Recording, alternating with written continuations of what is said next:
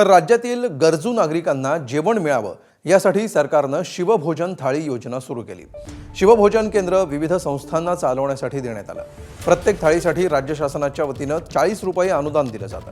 मात्र गेल्या 8 महिन्यांपासून हे अनुदान थकीत असल्यामुळे शिवभोजन केंद्र चालवायचं कसं असा प्रश्न संचालकांसमोर उभा राहिलाय। हिंगोलीतील केंद्र चालकांशी संवाद साधलाय आमच्या प्रतिनिधींनी।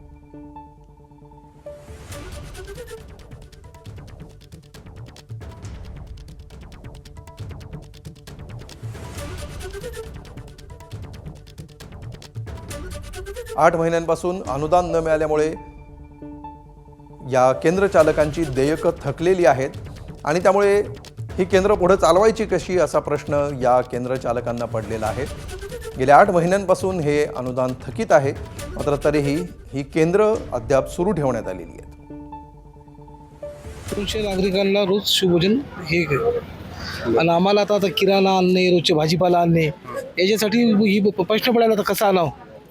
200 आमचं कंटिन्यू सरकारी सिव्हिलमध्ये गरीब रुग्ण येतात, याला तर आम्हाला जेवण देणंच आहे आणि यांना 11 वाजता ते बिचारे लोक इथं रोज येऊन इथं येतात। मला हे सांगा, आता किराणा जो लागतो तो कुठून आणताय, त्याला किती खर्च आहे आणि ते त्याची तजवीज कशी करावी लागते? त्या किराणाला आम्हाला 2 का 3 हजार रुपये लागतात। 2-1.5 हजार रुपये भाजीपत्ता हे यायला लागते प्रत्येक दिवशी। यापूर्वी रेग्युलर वेळ मिळत होते, मागच्या काही दिवसामध्ये थोडासा याचा त्रास झाला। तसं आम्हाला पूर्वकल्पना होती की शासकीय काम आहे, थोडंसं मागेपुढे होऊ शकते, परंतु आता अशी कंडिशन आहे, आमची संपूर्ण ताकद संपलेली आहे।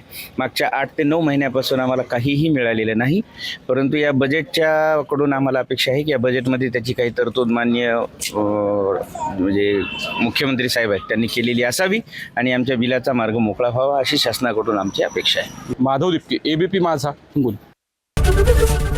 एबीपी माझा, उघडा डोळे बघा नीट।